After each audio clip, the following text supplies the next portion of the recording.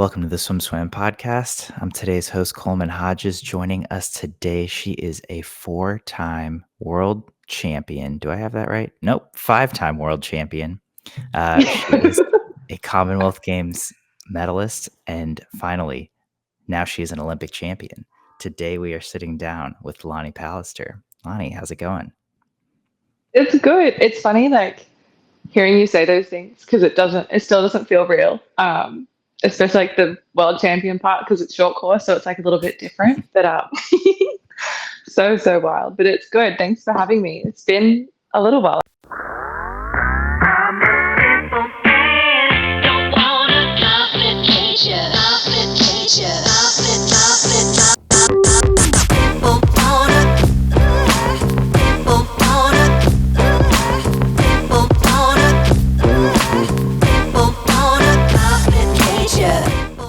This episode of the SwimSwam podcast is sponsored by Commit Swimming, SwimSwam's exclusive team management software partner. Since 2015, Commit has been providing coaches with swimming's leading workout management software. And now, Commit has team management software too. Commit wants to help you make the switch from Team Unify to a simpler, more powerful solution. Their onboarding and customer service team will walk you through every step of the way. Check them out at commitswimming.com to book your demo today. That's COMMIT swimming.com. You are coming to us from Adelaide today, where you are getting ready for a short course meet. Tell me about that and tell me how race ready you are at the moment.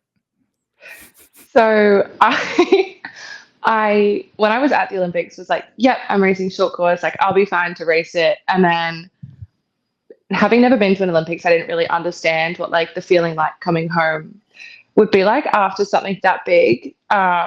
So I got home on a Thursday afternoon and then went back to training on the Monday. And I think I was something like maybe 2K a day, nothing, like 2K a day. And I got 3 sessions in and I was like, Mum, I'm not doing it.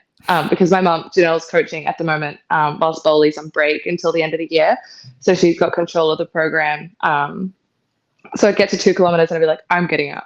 And her and Bohl were like, oh, well, you know what? Like, if you're going to race short course, you should probably do 3. And I was like, no, I'm getting out. So it took me a little while for the first couple of weeks coming back to be like a little bit more invested in training. But I definitely wouldn't say that I'm anywhere near as fit as what I was before the Olympics. And I also think that's fine because short course has more turns and this meet isn't like the peak of where I need to be fit for. So if I race well enough, then I'll do world short course at the end of the year, but I'm also not going to be that butthurt if I miss the team after the next 4 days.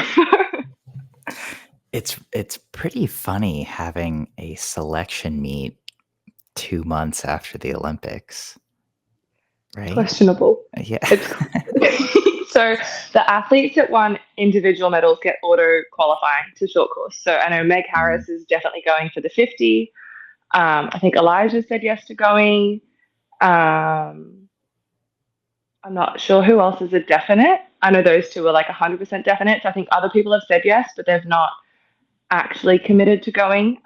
They've just said yes so that they have the opportunity to go. But yeah, it's definitely interesting. I would have been fine if they did it a week after the Olympics and then let me have like a little break and then I would have gone back to training. But yeah, 5 or 6 weeks post Olympics is pretty rough. They did the same thing to us in 2022 before World Short Course, then straight off the back of Commonwealth Games as well. So it's not something new, but it's it's interesting. Maybe, yeah, they can move it right after the Olympics or like maybe into November or something. I don't know. Give people a little more of a break. I think it's an important meet to have, especially after an Olympic year, when so many of the Olympic team members take a break. It gives some of the youth guys an opportunity to qualify for their first senior team and get their dolphin number. And a lot of the time, this team ends up being a catapult onto the senior team. So I get the need for having a short course. I just think it's brutal for the athletes that have come back from the Olympics that want to participate, whereas the ones that have been at home training through, it's just I think everyone's in different positions and it's not, I guess, the easiest mentally to want to go back into hard work straight off the back of an Olympics. So take me, what was your timeline in terms of you do 3 practices, you're like, I don't want to do this. And then did you take a couple weeks off or a longer break? So I got to the Wednesday morning and was like, I'm not swimming. So I didn't train. I trained Monday morning, Tuesday morning, didn't swim Wednesday, went back to the pool Thursday and was like, well, if I want to race, so I do Surf Lifesaving still at the moment as well. It's like similar to the Cali lifeguards and what they do, but it's been something that I've grown up doing. And I ended up entering that the day after I got home. So like we got home Thursday and I entered on the Friday. I was like, well, if I want to win stuff in the surf, like I still have to be swimming. So I couldn't actually just like take time off after I'd entered that. And then that was maybe 2 weekends ago. So then I was like, if I've trained for that, I may as well just train the rest of the way through. So I actually didn't give myself a break, but I'm not doing 6K session. I'm not doing full sessions. I'm not doing all my gym. Like I'm very much underprepared, which I'm also not mad about. I don't think it's a problem. But if I make the short course team, I'm fully committed to training properly for the end of the year. And if I miss it, I'm still going to Europe to go on Contiki ski with some of the girls as well. So I've got stuff going on. Sorry, can you say that again? If you miss it, you're still going to Europe to go what? We call it Contiki ski. So Contiki is a company and it ends up being like holidays and stuff that you book. So we've booked it, I think all I got sent was a link being like, hey, book this. So we're going skiing for 3 days in Austria. Can't ski, can't snowboard, probably going to break something, but I'm not going to think about that until I'm there. So yeah, there's 5 of us that are going over, all swimmers, and I think it'll be nice to just have like an actual holiday off the back of this year and this season. And if that's off the back of short course, perfect, because my flights will be paid for. And if not, then I'm paying for my flights too. Yeah, it seems like a win-win. That sounds absolutely. Also, the end of year 2024, you haven't even had a real break. Like if you're going to break a bone, seems like the time to do it. Yeah, and I think I remember racing Worlds in 2022, and I think you can kind of, or now after the Olympics, like you can kind of see how some of the people that raced at the Olympics weren't training 100% at Worlds in 22, or were coming off like bigger breaks, and you see like the performance differences and that sort of thing. So even if I break something, I don't think I will. I'm coordinated enough, but yeah, like I'm speaking to athletes from home that are like, well, maybe I just won't do Worlds next year if I want to break after December and that sort of thing. So I think now at the moment is more planning for the 2024 cycle instead of just looking at 2025 being like the big thing and just looking in 4 years' time, be like, well, how do I keep my longevity in swimming and make sure I'm enjoying it, especially being a distance swimmer. So yeah. Yeah, no, I think that's smart. And it's been really cool talking to a lot of the athletes coming off of Paris and just seeing where everyone is at and how everyone is planning their next move now that Paris is finally over. Because it feels like there was, after 21, we had 3 years instead of 4. And so there was just like all this bustle to get competitions in and prepare for like a normal Olympics. And then like now that's finally over. And now we can just like take a real deep breath and be like, okay, what do I really want to do? Yeah. I think my problem as well is like, I get really bad FOMO. So I'll commit and I'll be like, no, I'm not racing. I'm happy to not race. Like, it doesn't matter. And then I get closer to the meet and I'm like, I'll enter it. So I think that's something that, especially in the next 4 years, if I need to have a break and that sort of thing, or if I'm going to miss a meet, 25 Worlds could be, let's be real, I'm not going to miss it. Like, I'm going to go. But if I was going to not go to an international meet, it would probably be that one. But it also gives me the chance with like World Cups, if I want to do them in the next cycle again, or Com Games, pair packs. There's like so many different options so you can pick and choose. But yeah, I think everyone's probably stoked that everything's going back to normal and normal routines and that sort of thing. So yeah. Yeah. Have you had any sort of normalcy in the past 6 weeks? No, but it's actually been really like a really fun distraction. I've really enjoyed going and doing like school talks, and I went and spoke for the Australian Olympic Committee at a Changemaker forum, which was really fun, just inspiring like the next generation, I guess, and flying over the country. Like I think I was in Sydney and Canberra in the same week. So I flew to Sydney on the Sunday night after I raced World Champs at the beach, and then that finished on a Sunday. Flew to Sydney that night, flew back to the Gold Coast on the Monday, was home Tuesday and trained, and then flew to Canberra Wednesday for a relay race. And I ended up breaking 2 nails because I got too into doing my potato sack race down a hill and I fell over. So I'm really just having fun, and it's really been the best time. You're gonna have to give me more details than that. A potato sack relay race? Have you got? Okay, I feel like I'm starting to understand that. Like, growing up in Australia, growing up in America is so different. So well, you guys just have so much slang and vocab that I feel like is specific to. I mean, we don't know what a potato sack race is. That one. Yeah. Well, okay. So the potato sack is like, it's like a woven bat. It's almost like it's just bigger than a pillowcase. I know what that is.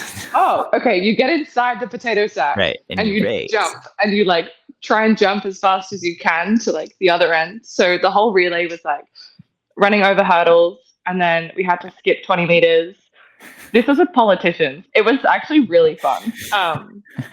And then we had to balance a ping pong ball on a little like table tennis racket, and then run up a hill, throw a rugby ball with the through ping pong ball? No, we got to drop that after like, I don't know how long that was. I just hit it up in the air and ran and just gave up on it. I was like, it's fine. And then we had to throw a rugby ball through this circle, but a man ran in front of me and everyone thought I pushed him over, but he slipped. So then I was just like pissing myself because it was like, I think it was 5 different teams. So it's like this big competition. And then at the end of my potato sack, when I was like inside it jumping down the hill, I tried to kick this soccer ball too early and I had my foot still in the potato sack. So I ended up slipping over.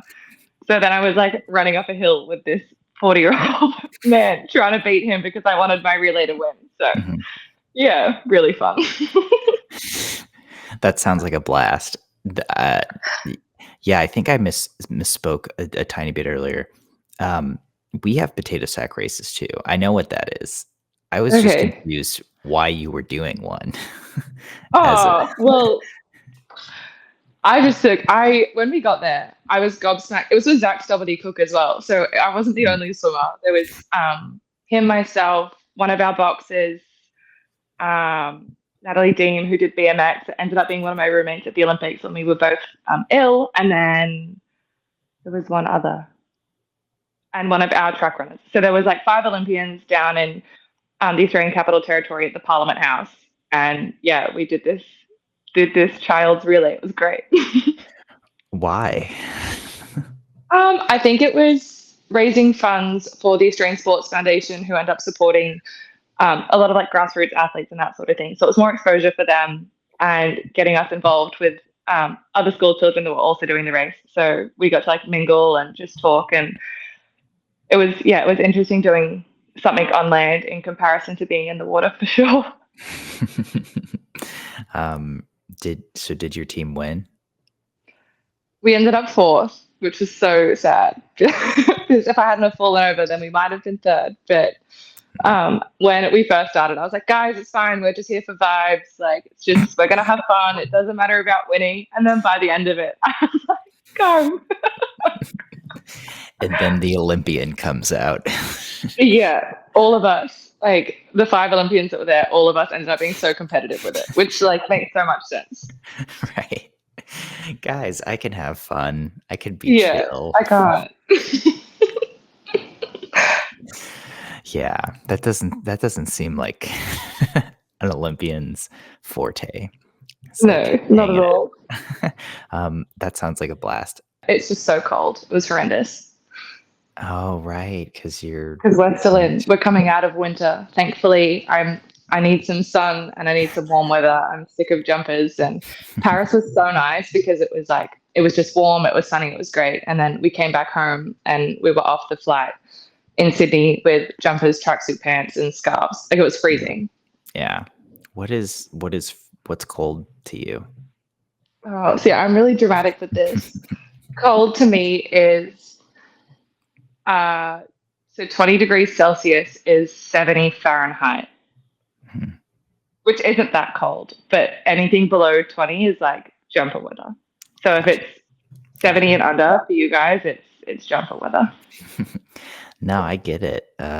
Which I mean, I like the cold. I didn't for a long time. In like the last couple of years, I've gotten more used to it, but it's just starting to get below 70 in New York here. And me and my roommates and my friends were all like, yes, we get to wear jackets or jumpers. Jackets and jeans, the best. Exactly. Jumpers. Yeah. Yeah, so we're excited, but no, I get it. Yeah, but I do like winter fashion a lot more than I like summer, because I don't like being sticky when it's really humid, which Queensland is just always humid in summer. And then having like coats, jeans, pants, boots, just so much nicer than wearing little denim shorts and a tank. But yeah, it is. Yeah, it's nicer for swimming. Yeah, the winter accessories are great. Right. It's like if it's hot, I just want to be in a Speedo, right? 100%. Absolutely. Yeah, that's interesting. Queensland is humid in the summer. Queensland, so what I've been told is that Queensland is pretty much identical to Florida's weather. So like always humid, always hot in summer. Okay. And I think winter's similar, that like it doesn't, like Queensland rarely gets below 5 degrees, which is 40 Fahrenheit. It's like never below that. I'm impressed. Your conversion rates are on point. I'm on it. I'm all over it. That's nice. I wish I could do that. Like, I know all I know is that 0 is 32 degrees. Yeah, I think the way that I do it in my head is you double it and add 30. So if it's 20 degrees Celsius, it's 70 Fahrenheit. So you just double the 20, which makes it 40, and then you add the 30. So that's like easiest in my head to convert it. So like 100 is 30 degrees, I think. Yeah, something like that. Okay. I've only picked it up, like I have obviously I have a couple friends in America, so when they complain about the heat, like I'm trying to figure it out what it is here. So. Yeah. No, I like that. I'm going to keep that in mind for next time. What is the meet? So you're in Adelaide for what is the meet called? Short course championships? Yeah, I think it's short course nationals, short course championships, same thing. So it runs over 4 days. So it's Thursday to Sunday. Yeah, Thursday to Sunday. And I'm doing the 100, which is going to be fun. I've not raced 100 short course, I don't think, ever. And I've not done like a proper 100 freestyle tapered in like a long time. So I'm hoping I can find some speed. Otherwise, I'm going to be stuck doing distance swimming forever. But I'm only racing up. I'm entered in the 800. I didn't enter the 1500. And then the 800 is going to be very dependent on how my 400 goes. So the 400 day 3. And if it's okay, then I might think about racing the 800. But if my 400 is tragic, then I'll probably just leave the 8, because the longer it gets, I'm assuming the harder it's going to get. So I might just park it. Park it. Nice. Wow. So you're not even going to attempt to defend your short course world title in the 1500? Well, so the selection depends. So the only reason I've decided to like leave it here is Australia's only taking 12 boys, 12 girls. And they've kind of said, this isn't confirmed or anything, this is the impression that I'm under, is if I qualify in one of the other events and there aren't 2 people that qualify in the 8 and there aren't 2 people that qualify in the 15, my long course times are under the short course qual time, so they could enter me into it. Yeah. Gotcha. So okay. I might be in it. I'm hoping that I am. I haven't thought about if I don't get put in it yet. Lots of variables go up down the Yeah. track. That's a future me problem to deal with. Right. Yeah. Which I think that's kind of the nature of short course worlds, right? And like Yeah. how everyone does their selection for it. It's just kind of like, you want to swim it? Yeah. You probably can. Yeah. Well, I think our call time's like maybe 16, say it's 16 minutes. It's still on FINA. It ends up being on FINA points anyway. So even if two of the girls go under, I think it'll depend on what other events are being swum, the positions already taken by girls that medaled at the Olympics and their yes or no decisions. And then I guess what their like quota is and how like the FINA points rank for like a 200 compared to a 1500. So I've looked at like the times and the FINA points that rank from like the 200 to the 15 and know kind of ballpark what I need to do for the shorter ones to know that I'd outsplit certain like 8 or 15 times. But yeah, it'll be dependent on how everyone else swims. But also again, if I'm not putting myself in it, then I can't be disappointed if anyone else makes the call times. Gotcha. Hey, that's fair. But yeah, it's fine. Sounds like you've got a good shot. I hope so. At swimming the 100 free. Absolutely. Hey, I dived to 53 too, short course. So I was like, give me a taper and in a competition, I might be fine. Like I might. Maybe a relay, please. Please. I feel like that's a great transition point because it seems like you're well on your way to being a sprinter after this past Olympics. You'd think so. You showed your speed. I think that's pretty unquestionable, don't you? Yeah, I think I've been speaking to my mum about this actually, and anytime I see Cam McAvoy and Tim Lane, they're always like, "Oh, there's Australia's next sprinter." And then Tim last weekend was like, "Give me 6 months with you, Lani. We'll get you something to 50." And I was like, "Okay, like I can't put my eggs in that basket because it's like the margins for error are like too small for me." But I want to start swimming the 100 more, not because I think I'd qualify individually, just because I think doing the 100 is good speed for the 200. And then same as you go further and further, I don't really think I had the opportunity to showcase the work I'd done for my 1500 this year. Obviously, pulling out of it was really hard. And then same with the 400. I pulled out of that one to put all my eggs in the basket for the 15. And yeah, just, unforeseen circumstances, and being sick in the 800 definitely wasn't the way that I wanted to end the meet. So I think ups and downs, but I was a little bit shocked that I swam as close to my best time in the heat in the morning off a flat start. I think I was only 0.2 different to the time that I swam at trials. So I was really stoked with that, considering I'd had COVID for 3 days. So yeah, I'd like to think that I've got a little bit of speed under my belt, but it also it's very dependent on the work and the events that I'm targeting. I don't think anyone's ever going to be able to swim 100 free relay and do the 1500 at the same meet. So yeah. Maybe I will. I was about to say Katie Ledecky did it, but she swam the 400 free relay in Rio, and there wasn't the mile. There, like the 1500 wasn't an event then. Yeah, but if anyone was doing it like Katie, she'd be fine. She's incredible. She'd be fine. I think you're on your way. And like, who even swims the 100 free in Australia anyway, right? Like, I think you could make the relay. If I was in another country, take out Australia and America, like, I might be okay to swim 100. I think it's just unfortunate my parents had me here, but I love it. Right. So you kind of teed it up perfectly, but coming into Paris, you had qualified for 3 individual events, 400, 800, 1500, and then you pull out of the 400 on day 1.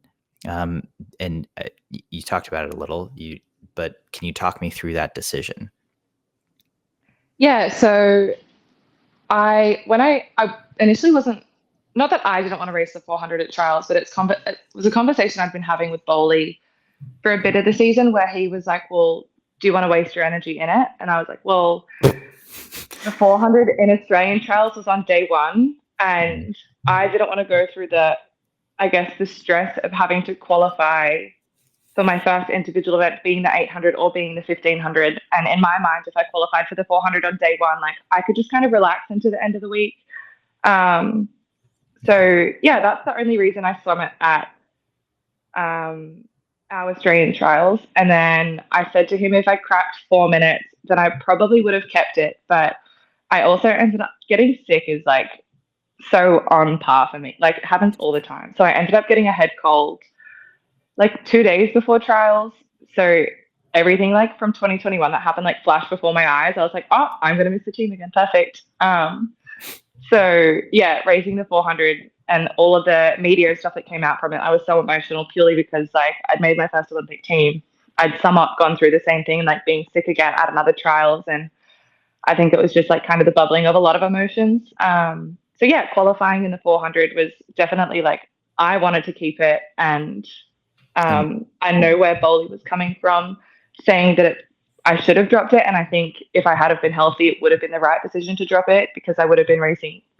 I mean, hypothetically, if I didn't get COVID, 2.2s, 2.4s, 2.8s, 2.15s. And the only other person that does that is Katie. And Katie's also just head and shoulders above everyone. So yeah, it was a hard decision to drop the 400. And then when I ended up getting COVID, I was just like, oh, well, the 15 I'm going to keep. It's fine. I'm going to swim it. And then Bohl was like, well, do you want to swim the 1500, maybe have a bad heat, miss the final, be taken out of the relay, maybe have a good heat, be in the final, have a bad final, be taken out of the relay, or maybe have a good heat, maybe have a good final, be too dead to swim the relay, be taken out of the relay final. So a lot of the decisions were kind of like, well, do you want a maybe? Okay.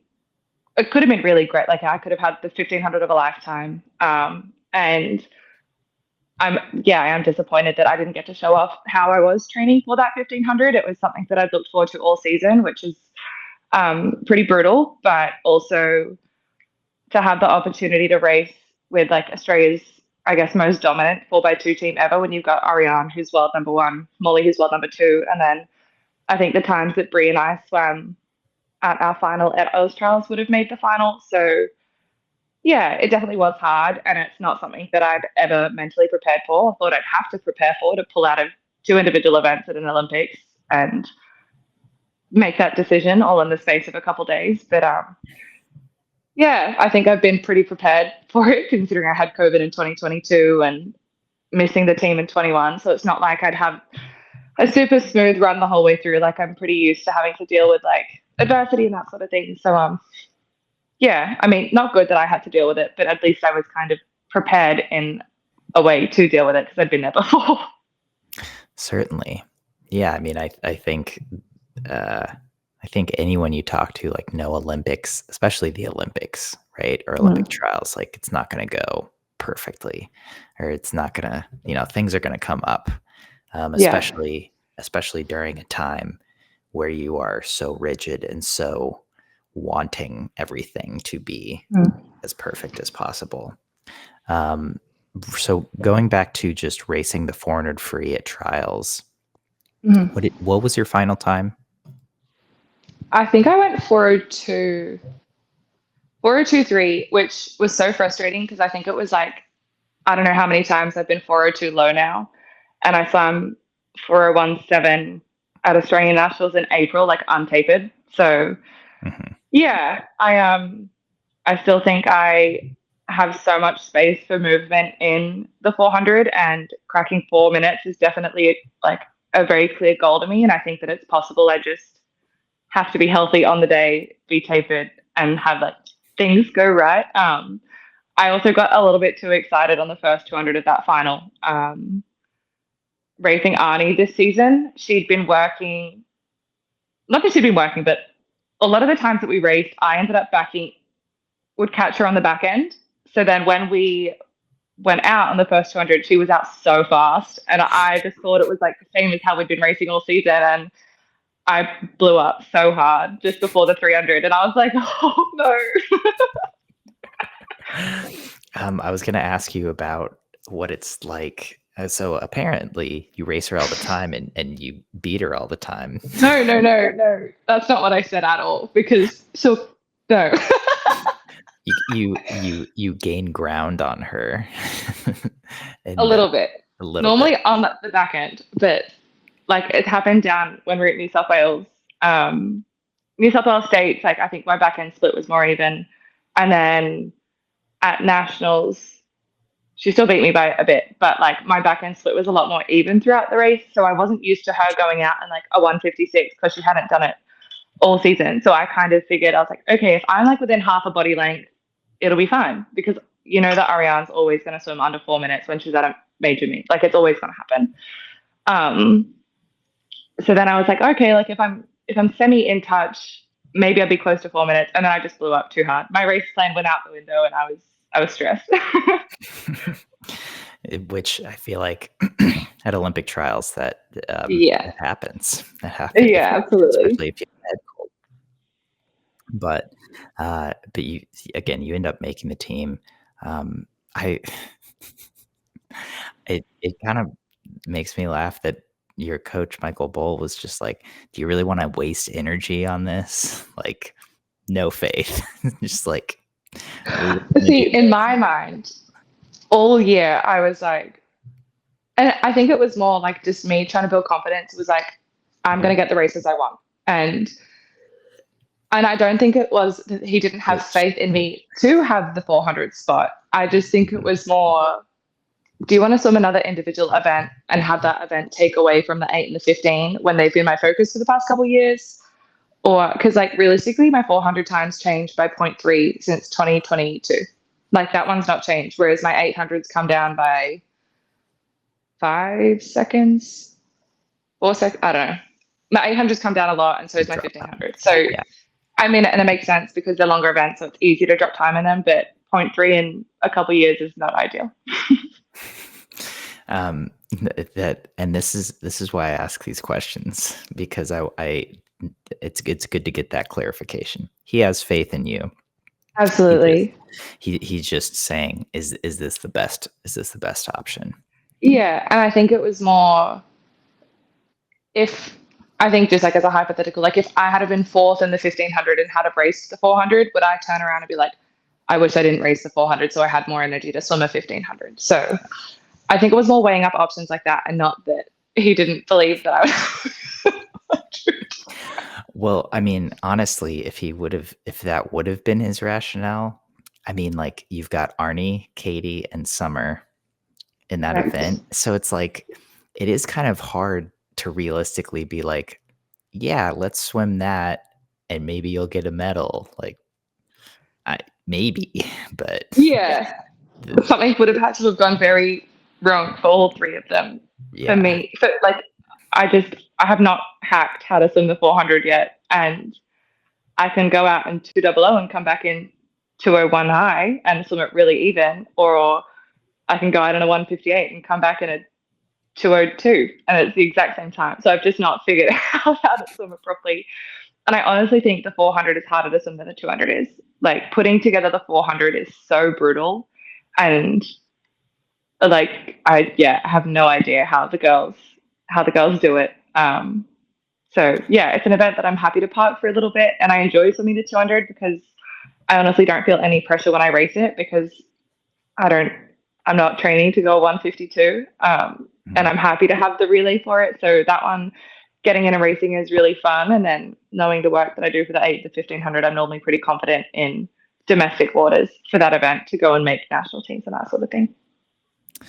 For the 400 freestyle, it is such a weird middle ground, seemingly. Mm-hmm. What do you think the key is to, do you think you would have to train a certain way or a different way than you do to like swim the ideal 400? Or do you think it's just about finding that balance within the race execution itself?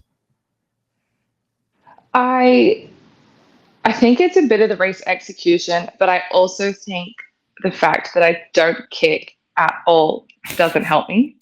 And I can kick for a 200 and I'm fine. Mm-hmm.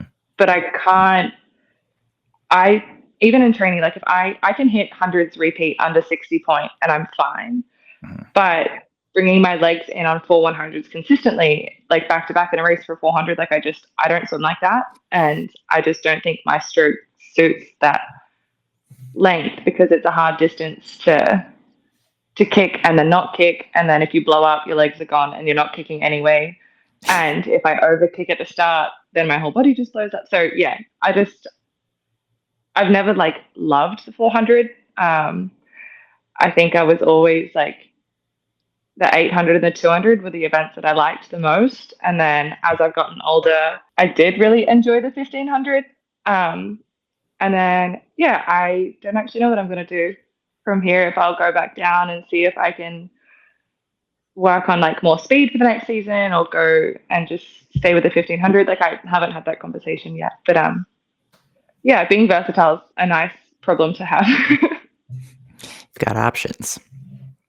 Yeah.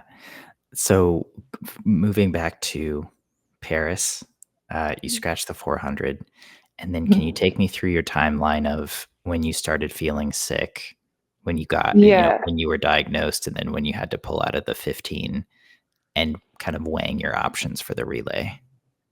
Yeah. So I got a message from one of the girls I was rooming. I don't know if she's told anyone she's had COVID. Anyway, got a message from one of them saying I have COVID.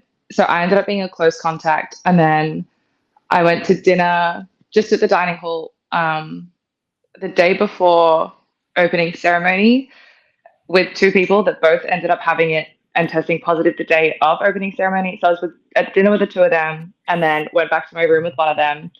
And when I walked into the village, like I refused to be like, I think I hugged two people when I walked in, and it was Javi Azevedo and I think Maggie. And then I said to Kaylee when we were walking in, and I was like, I'm not hugging anyone. I'm not socializing. I'm not talking to anyone. I wore a mask literally everywhere. And then my roommate got it, and I was like, perfect. Just what I needed. So I tested negative the day that she tested positive. Tested negative the day she tested positive on opening. And I was like, okay. And I just felt like I had asthma. And they did the PCR and it was negative. And they're like, no, you're fine. Like, it might be something else, but you're fine. And I was like, okay, perfect. And then I woke up worse day one of comp. And it was just like kind of throat and chest. And then I went back to the doctors and I was like, hey, like I've got symptoms. You need to test me. And they were like, you were negative yesterday. Like you'll be fine. And I was like, no, like you need to give me a test. And I think it's hard because of what I went through in 2022 when I was stuck in a room for 9 days in the middle of World Champs and having to pull the 800 final there. Like I just had a bad feeling and I didn't really want to go through that again. And then I tested negative on day one of comp. And then day two of competition, I woke up worse again and ended up starting to like take myself away from the two other gals that were still in our room. And then on day three of competition, which was the day before the 1500 heat, I woke up and it was just like on my chest, in my nose, and my throat. And I called our doctor and I was like, if I don't have COVID, like I've got something, like I'm telling you I'm sick. And I didn't test on the second day of comp because the doctors from the AOC were kind of like, no, it's fine. Like you just need to speak to your psychologist. You're just stressed out about what happened in 2022. Like it's not COVID. And I was like, no, I'm telling you there's something wrong with me. And I think as athletes, we often know like something's up. Yeah. And I was like, you're right, like correct. So I didn't do the test the day after. And then the day three of competition, when I called Luke, I was like, Luke, like I've woken up so sick, like there's something going on. So he came up with a rat test that had influenza A, B, and COVID on it. I think they were the only two things. And I did my little swab and I watched the line go through and there was no line on it. And he was like, okay, we'll put you on antibiotics. It might just be bacterial infection. So I took the first antibiotic and we were just sitting chatting for like 5 minutes. And I looked back at the rat test and I had like a faint line on the COVID mark. And then it just got darker and darker. And I was like, you're kidding me. I was like, of all people that had to get COVID again, not that I wish COVID on anyone, but of anyone that had to get COVID again, like, why did it have to be me? So, yeah. And then I got isolated. So I got taken out of that room, which was heartbreaking. And then I got reunited with my other roomie who had COVID. So we were upstairs having a grand old time. And then, yeah, it meant that she had someone to hang out with and go and get food with. So we would go to the dining hall together.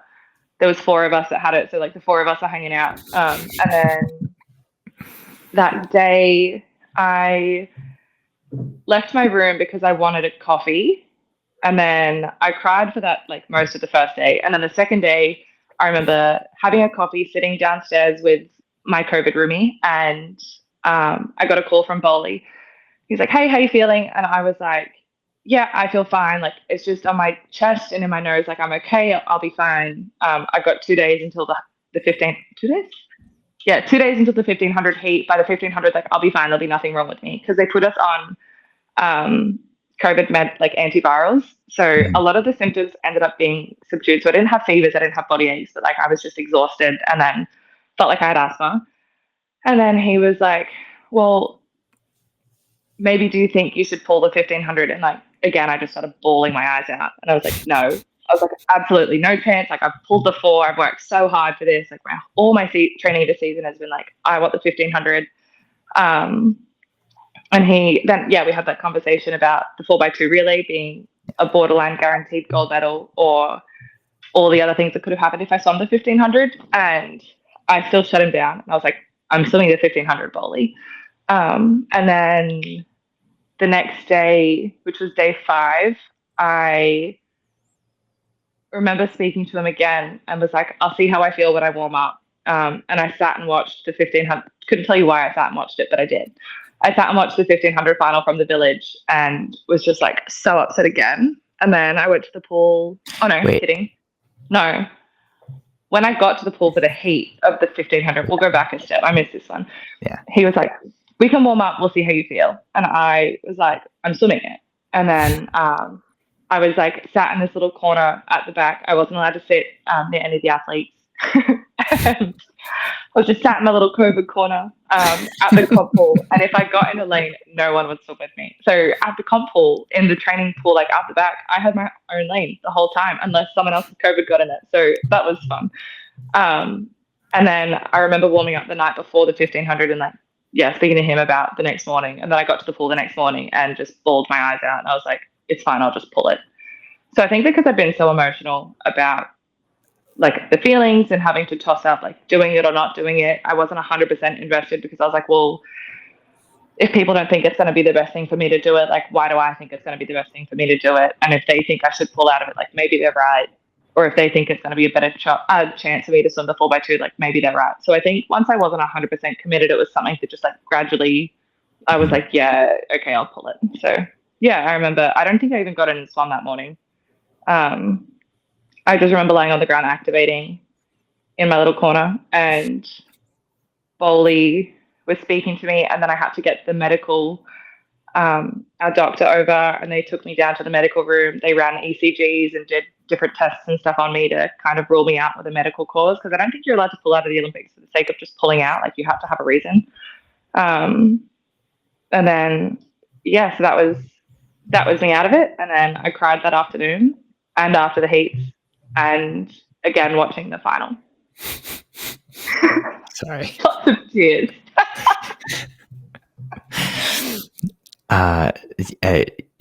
Why did you watch the final?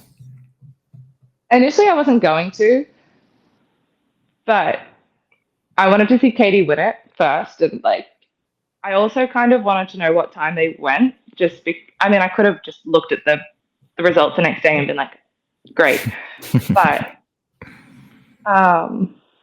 yeah, I don't know what made me sit and actually watch it. I had so many of the Australian Olympians from other sports. I don't think I was negative at this point. I still had my mask on. And I was sat downstairs and they'd just be like, are you okay? And I was like, no, but that's fine. I am so far from okay. I'm so far from fine. And then, yeah, like I wanted to watch all the other Aussies for sure. And I wanted to watch Moesha in that final.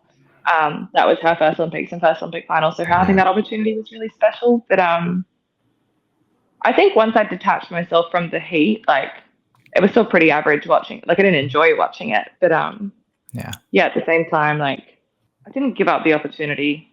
I made my decision to sacrifice that to swim the relay.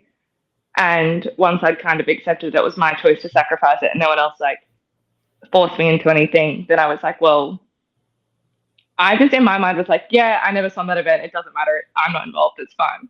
So I was just trying to put on a brave face for it. But like hurting it was cool watching it because I've never watched a 1500 at like an international recently anyway. I obviously did when I was younger, but watching like the girls race that I've also been around for the past couple of years was really special. And seeing how they all swam and that sort of thing was cool. But yeah, I don't actually know what made me watch it. I definitely dodged my psych for like 7 weeks. I didn't speak to him about any of it until recently. So I think if he had have spoken to me before that, he would have told me not to, but I did. Wow. Yeah, that's thank you for unpacking that for us. I appreciate That's all right. Appreciate the honesty. So I feel like the timeline gets muddled there somewhere, but like, yeah, it all makes sense eventually. We got the picture. Yeah. And then obviously you're swimming in the 4x2. How do you feel going into the heats after having all? I mean, you've put out a lot of emotional energy at this point. Yeah, when I made the decision to pull out of the 1500, one of the things that I spoke to the head Rowan Taylor about was, if I'm pulling out of my individual opportunity, like I need you to promise me that you're going to be in the heat at the 4x2, which he pretty much said, like, unless you're bedridden and dying, like you'll be in the heat. So I think that was the last thing that kind of like ticked me off, was that the head coach had faith that I was going to be fine enough to swim the heat, and like I still had that opportunity. And I think once I got COVID, it was like, well, okay, I'm going to swim this 4x2 heat. And if it's bad, it was bad because I had COVID. And if it was good, like I swam that good with COVID. So I don't really think there was like a losing in that situation. Obviously, I would have been heartbroken if I didn't qualify to be part of the finals team, because I've been part of the heat team for the past 2 world championships in a row. And yeah, that the relay is something that I've been thinking about for a long time as well, being a final swimmer. So I remember walking out behind the blocks and I was going first in the heat. And I think that was the best thing for me, just because like I like racing and I find it not hard, just different when you're not going like off a flat start. I find it's harder to follow a race plan, but when they said I was going first, I was like, perfect, this is just a max 200, and max 200s are fun for me anyway, compared to like an 8 or a 1500. Like it's fun. So I had to walk out with a mask on, even though I tested negative that morning, which I understand, but also I was negative on a rat test, so it meant I wasn't contagious, but it was okay. And I couldn't get the mask out from under my cap and goggles, so I had to pull it. So I had rope burn and my ears over the top were bleeding because I couldn't get my mask off. So then when we went back after the heat, I was like, I'm not doing that tonight. Like, I'm really sorry, but my ears are bleeding. And then, yeah, so on the heat, I remember touching the wall and I couldn't actually see what time I went. Mm-hmm. And I had to turn around and ask Bree what my split was, which I felt bad asking because obviously like she was going on leg 3 and had to kind of concentrate herself, but she so kindly told me that it was a 55.7, which was only 0.2 off my best time from trials. And at that point I was like, look, like what else can I do? Like I'm dead on my best time. I was third at trials. If the other girls swim faster than that, like good on them. I've done literally everything physically possible for me to be part of that final. And I think that was the biggest thing, is like when I woke up the morning of the 4x2, I was like, this is your opportunity to lose or take. And rather than kind of wallowing in self-pity, I was like, well, I'll just get up and do it. I mean, that's really cool to hear about. And obviously, congrats on a great prelim swim. You earned your spot. Yeah, I, again, cried after the prelim when Dean actually came and told me that I was part of it, because I had no idea, because I was still in my little isolation corner. So he spoke to the other girls all together, and then I was in the corner of my own. So he just walked up to me and like gave me my splits and was like, just chit chatting. I was just stood there kind of like rocking on my heels, like, okay, come on. And he was like, all you have to do is the same thing tonight. And I was like, what do you mean tonight? And he's like, oh, you're in. And I was like, oh, thank you for telling me. So then I bawled my eyes out again, just because like it had been such a big week. And I don't think, like, I definitely had not prepared for my Olympics to go like that. I think you always think of like best case scenario. And I don't think anyone thought COVID was even going to be an issue. I wore a mask literally everywhere, even like on buses and stuff. I did everything, but just unfortunate that the people I was around ended up getting it too. And like, I felt really bad for them that they had to deal with that at their Olympics as well.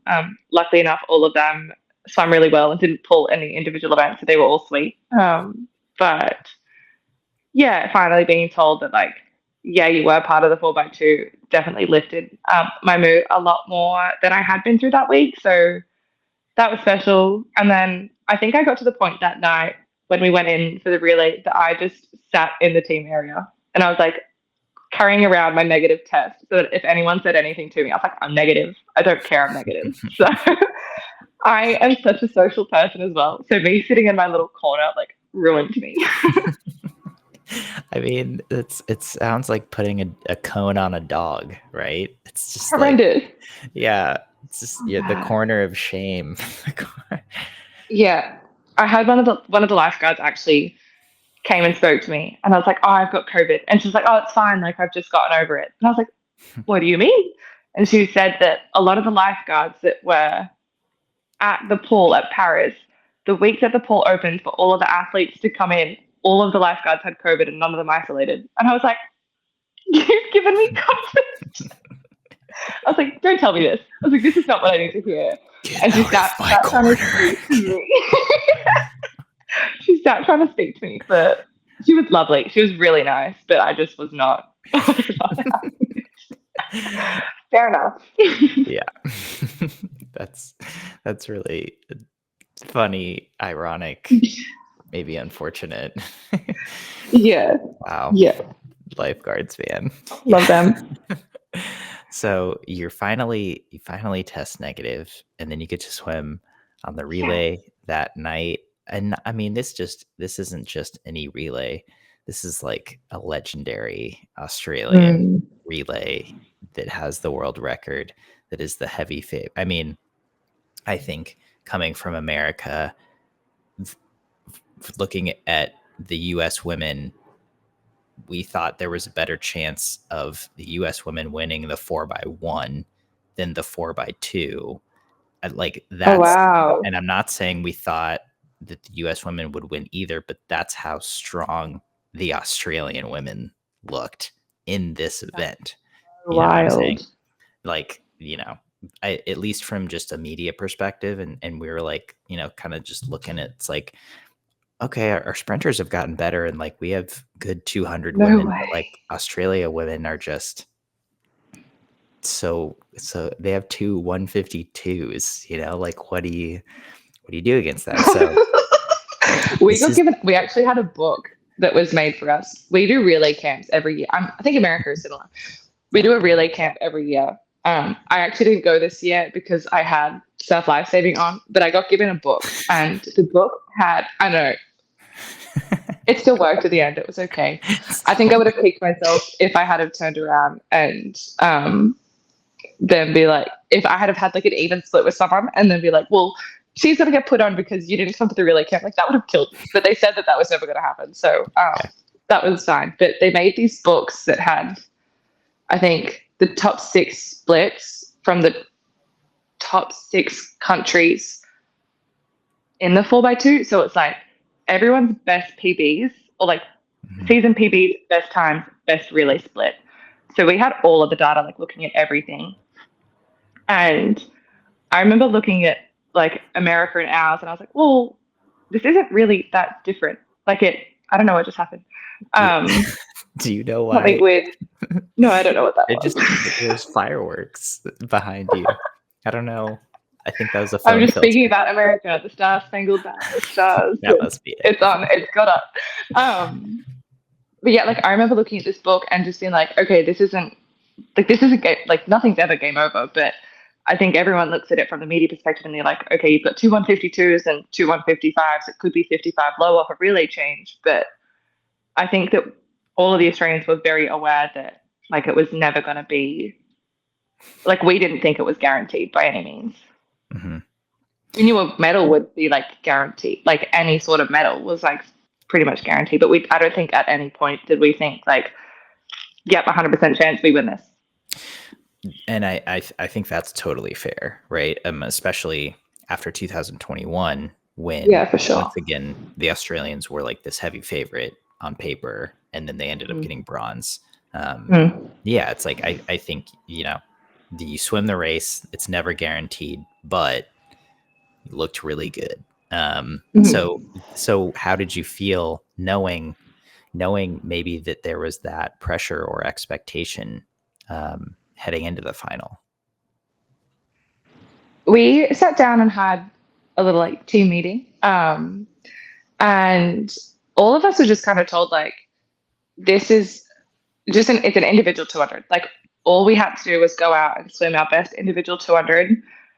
All of us got told that we had to have very, very safe relay changes. All I remember the last thing being told is, I don't care how slow your relay change is. I want to see you see Molly touch the wall and then you can go. Like, I really don't think they were stressed about, well, I think they were stressed is the reason that they were like so on it. But I think they also like, you guys have room to move with relay changes. So one of our girls in the heat had her relay change was 0.03 in the heat.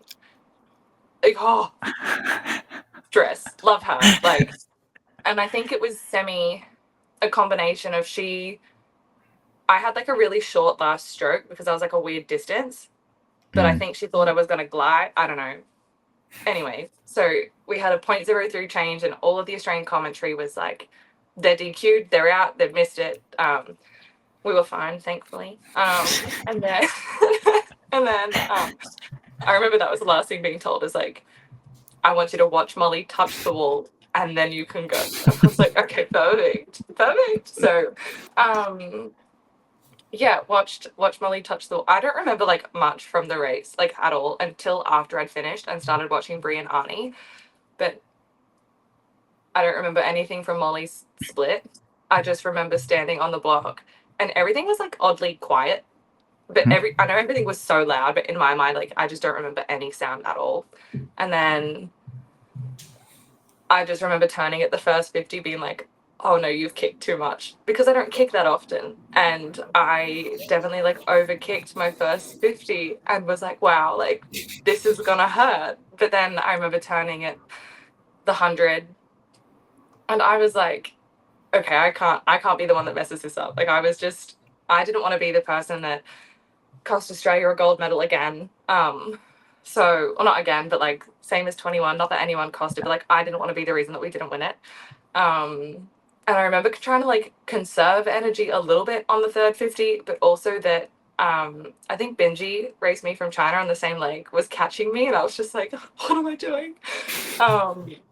And I went out a full second faster than I normally would in a 200. I think I was out in a 55, which just doesn't, like that's not me. I'm normally out in a 56 mid, sometimes low. If I get like on the lane rope and catch people's wash, it like helps me a bit. Yeah. But yeah, that hurt a lot. And I just remember touching and thinking like, oh, I've not done enough. And then I got out and said something to Molly, and Molly was like, you still went a 55, like you're fine. And I was like, oh, okay, perfect. And then I remember her and I screaming at Arnie while she was on the block. Very choice words, very Australian choice words that will never be repeated. You can imagine.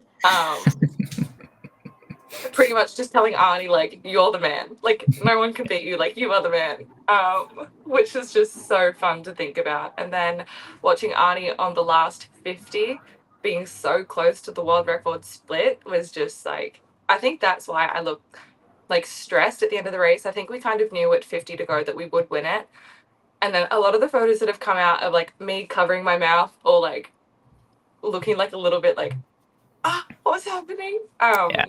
But yeah, I just think it was because we were so close to the world record and we'd finally won like an Olympic gold medal. I think it was the first time since 2008 in the 4x2 relay. And then in 2008, they had a full team swap. So they had like the 8 people in it.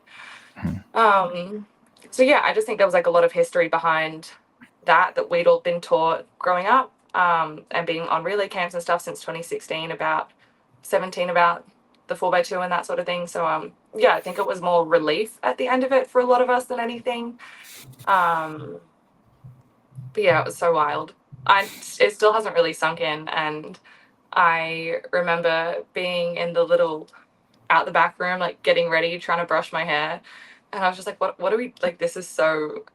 It's weird to think about. Like you've dreamt of this moment your whole life, and then you're finally there, and then it's like, I have an Olympic gold medal. Like it's still kind of baffling to me. I don't really know how to explain it, but yeah, that moment is something that I'll remember forever. And I look back at the photos all the time and the video recaps and stuff from Paris. So I think I'm still trying to kind of relive that moment. Not that I think I need to relive it, but just like think about it and kind of try and make it like sink in. And yeah, it's special. It's definitely very special. Yeah. I mean, Olympic gold medal. Yeah, that's especially going through everything that you went through. I mean, holy. I went the hard way. Hey. She went the hard way. And then you still had to race. You still had an 800 free, 2 800 frees. Yeah.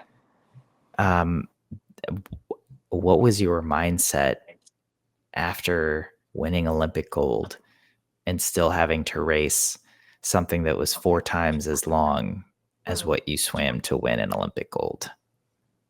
Yeah, I think looking at it from hindsight, I think the hardest thing is when I was doing pace and stuff in warm up, like my 200 pace felt easy. Like 200 pace was fine.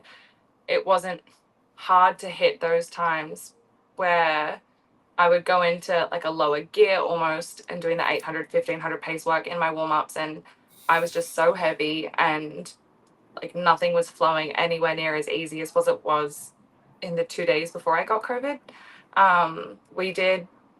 We had a set in Chartres when we were in staging, and I just had 2 800s, and one was at 40 below, which is like 160 heart rate. I normally know the zones as well, like the pink in that, but I've forgotten. And then one suit up max effort. And Bohl had said to me like, oh, the 40 below one, just keep around like 9 minutes, 9, 10, like something ballpark that. And I was just in training tog or bathers. I'm not swimmers, whatever you guys call them. I feel like I have to translate. We just call it a practice suit.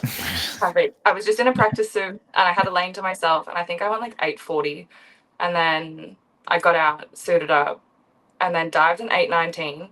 So for me, like I had done everything physically possible. And I was like, if I've got an 819 long course suited off the back of another 800, like I know I've done so much aerobic work that it should have been fine. And I just didn't have the same flow and I didn't have the same rhythm that I did prior to getting COVID, which just like, I think definitely plays on you mentally, but also I tried to take confidence from how well I swam in the 200. And I was like, well, if I've got speed, like who knows what can happen. So I raced the 800 heat, and the heat was honestly like, it wasn't hard. Like it wasn't like an all out 800 max. I truly felt like I could have just kept going. But it definitely wasn't it wasn't easy. And I don't think anyone's ever going to swim an 820 easy, but it definitely wasn't like I can't do this again. So I got down to the 800 heat and I was like, maybe I'll perk up by the 800 final. Like maybe I'll be fine. Maybe I'll have energy back. And then I wasn't told that you get a kickback of symptoms once you finish the course of antivirals. Right. And I finished the antivirals on the last one that I had was the night of the 800 heat. So that was like the last dosage that I took. So I didn't have it on the day of the 800 final. They couldn't give you one more? No, and they didn't tell me about the back anyway.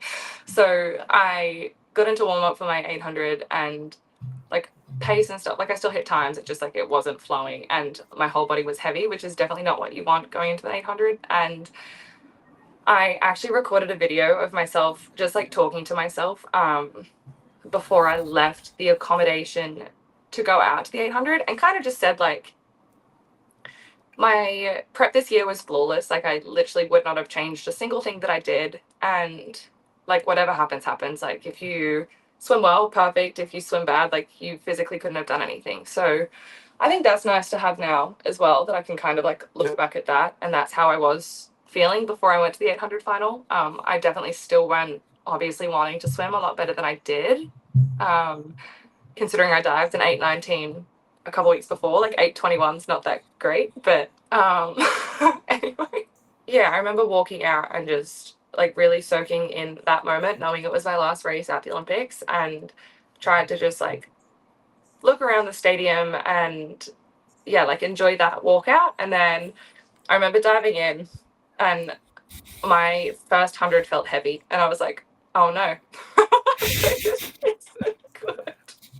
So yeah, that was pretty brutal. And then to swim an 800 when the first 100 feels pretty average, when like normally I think when I swam 8:15 I was out in a 4:05, and here I was out in a 4:06 and came back in a 4:14, something not very fabulous for me. Like, I was pushing 4:06s in training.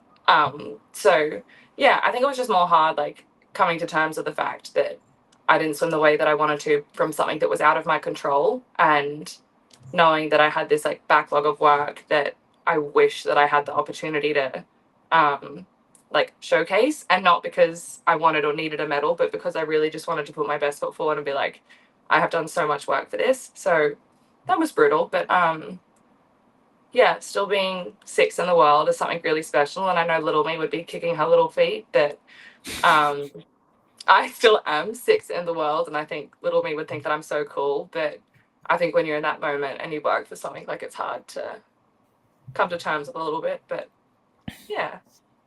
Yeah.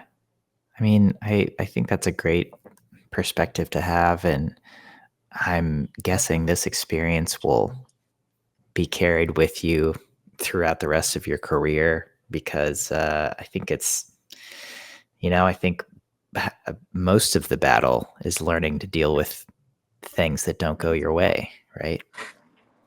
I do not want another 4 years. I'm like, okay, I've got all of my bad luck out of the way. I'm not going to have anything go wrong for the next 4 years. No COVID, no anything. Just give me a nice clean, or just one major meet where I can be tapered and race well without being sick or having something go wrong. Just one. Right. But we'll see if that happens. We'll reconvene in 4 years. I think it's ironic that, like, to me, this was the COVID Olympics because everyone got COVID here. Yeah, correct. Well, the only reason that people knew that I had COVID was because I had to pull out of an event. I think there were so many other people that had COVID who didn't say anything about having COVID. And all of them were still like, no, I don't want to speak to Lani because Lani's got COVID. Which I would have done the same thing, so I don't blame them. I feel bad for myself because I had no friends for 5 days. Yeah, that is hard. But everyone was masking, like, no one did anything wrong. I think as soon as one person comes into the village or into the pool, and like the lifeguards with COVID, like everything was going to spiral. So yeah, I was actually gobsmacked. Meg Harris was around me, and so 4 of us were in a room, 3 of us got COVID.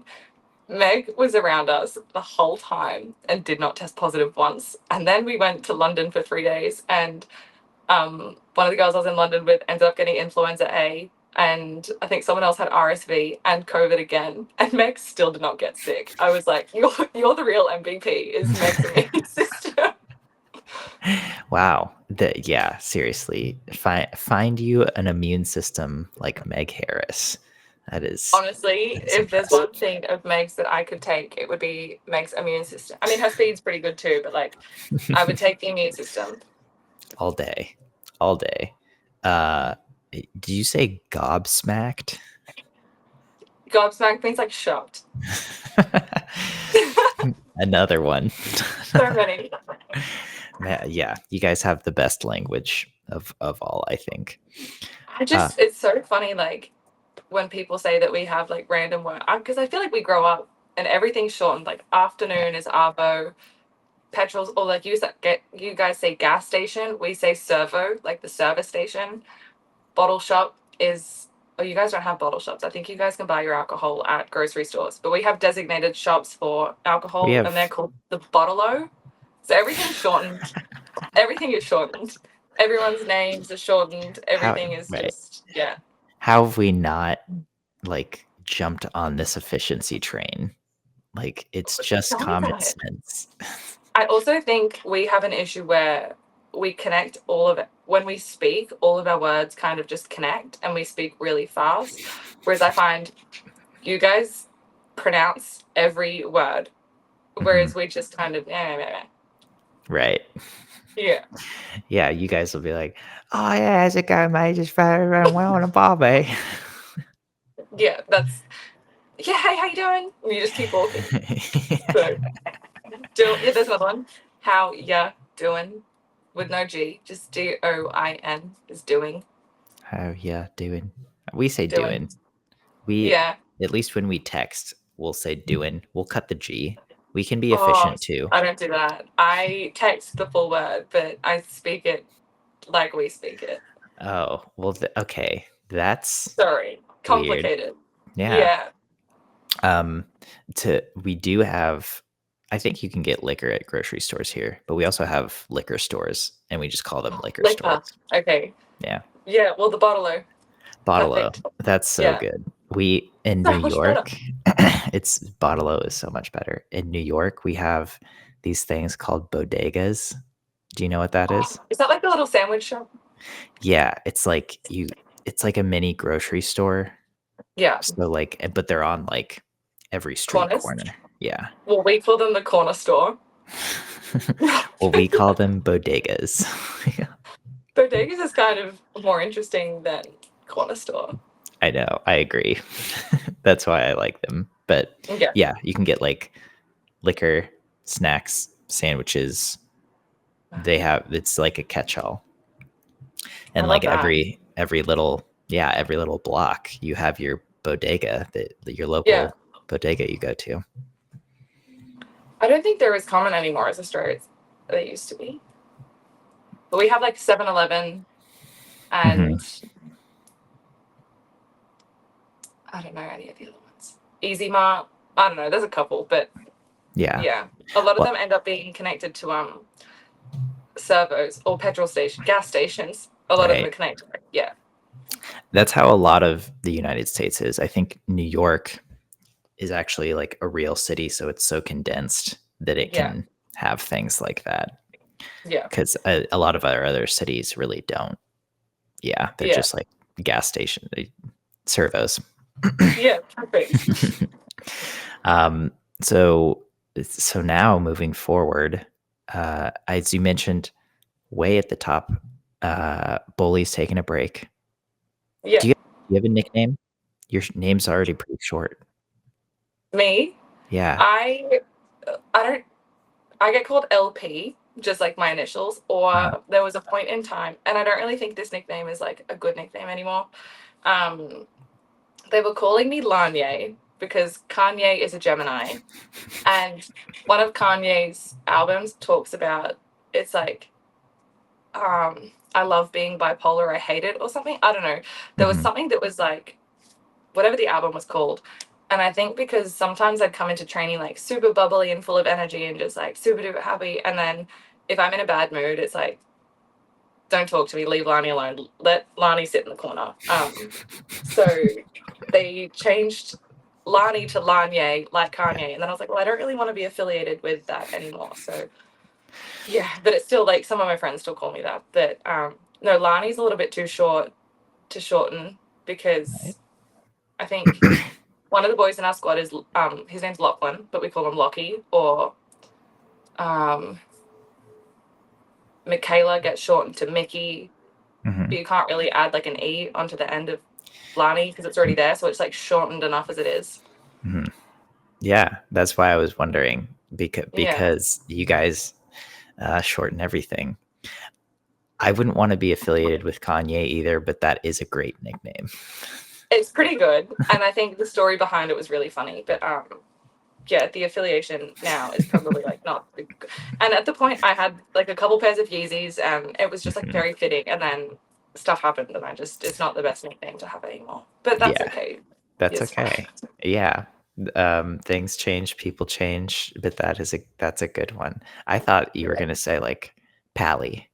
Hi, Pally. Oh yeah, this one's embarrassing. I was on a junior team, and Tommy Neal actually nicknamed me Pallistorm, only because we did this like sleep session where everyone like has to meditate, and I wasn't vibing with them, so I just put my headphones in and listened to music. And in 2019, I hadn't had my functional nose job yet, so I used to snore like horrendous, to the point where this psychologist stood over the top of me and thought that I was faking snoring to make the whole group laugh, but I actually just snored that bad, and everyone was like, the whole room was shaking. And then Tommy Neal called me Pallistorm, so it never stuck, and it's still funny to bring up, and I don't care anymore. Like I snore. If I have a roommate, I take them earplugs, so I look after everyone. But yeah, that one was funny. But I feel like Bohl and my mum have so many random nicknames that I just try and call them different things and see what they respond to.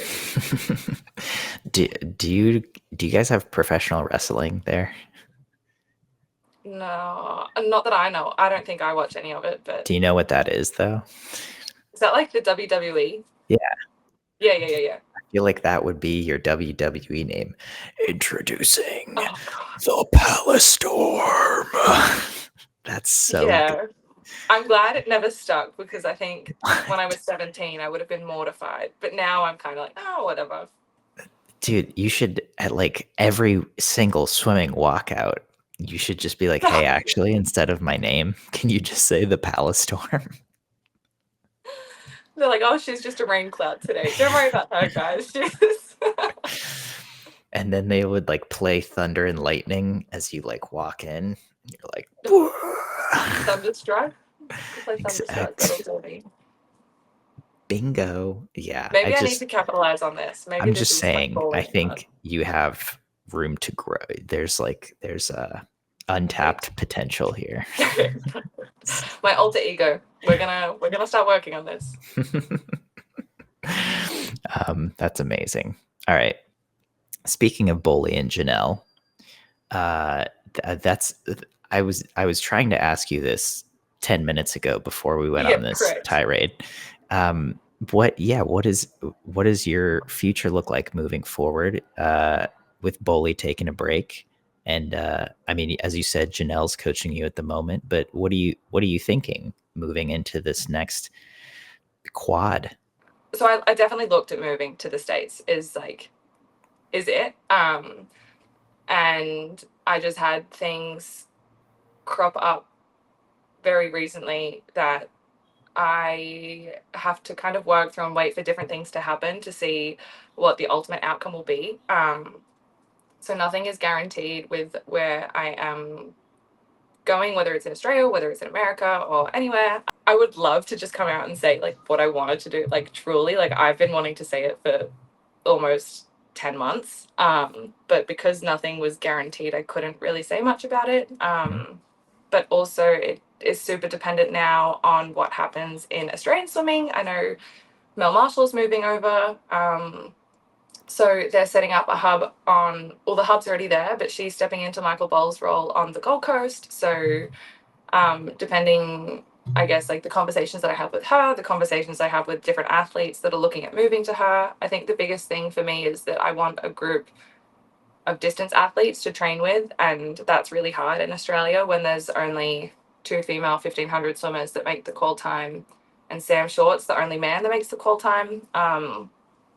So when you've got a group of 3 that swim under the qual time, it's hard to have like a distance group to work with. So yeah, I guess like that kind of depends on who's choosing to move to Mel's squad in Australia, or if I look at other coaches in, if I look at training with Sam Short in Brisbane with Rackley, or yeah, I think if you had have asked me before the Olympics, I would have had like a definite answer for you. Things definitely changed, which was really hard to work through, but things are still being sorted out. now in the American systems anyway. So yeah, lots of variables, but I also right now have nothing absolutely set in stone. But still wanting to swim distance is the biggest thing, and just trying to find a program that will facilitate that, and I think facilitate me as an athlete and what I need as an athlete, and the emotions and stuff that I deal with swimming. Like, I'm quite an emotional person. So if I get upset, like, it's something that I need a coach to be able to kind of deal with. So yeah, lots and lots of variables is the long-winded answer, and nothing is 100% guaranteed, but I will be swimming with my mum until December is a guarantee. So she'll be the coach that's looking after me for my short course prep if I qualify for World Short Course, and yeah, I guess we'll go from there. Fair enough. I mean, I think it's a long quad, and I think you want to kind of take your time and make sure that if you are making big changes, it's going to be the right one. And like you said, I'm sure there's lots of variables. Half the athletes I've talked to, I've been like, so what's next? And they're like, I don't know. Yeah. I think the hardest thing was I did know. And then not because of me that it wasn't an option. It's because of other things that it's not an option. Well, not that it's not an option. It's been put on pause. We're all trying to figure it out. But yeah. I mean, and I'm sure when you're able to say, you will, and you know, yeah. But no, I get it. Sometimes, as this whole podcast has been about, things are out of your control. Yeah. It was something I found out. This was so brutal. I found out mid-Olympics as well. So I got COVID and then found out that my plans crumbled, and I was like, yes, week of my life. Thank you, guys. This can't be real life. I feel like I'm part of, like, honestly, like a drama series. Like, just that week wasn't real. Like, everything that happened was not real. And do you know what the drama series would be called, Lani? Lannistorm. The Pallister. Oh, I wish. That's a wrap. Someone. That's so good. That is too good. Oh my gosh. All right. I've had too much fun during this has been so great. Interview. Thank you for thanks for sitting down and chatting, Lani. This is great. Thank you for giving us the inside scoop to the Lannistorm, and good luck this week. Seriously, at Aussie National. And so sorry for the phone falling, the phone dying, and everything else. It was a journey, lots of variables. And I think we can expect nothing less from the Lannistorm. Absolutely.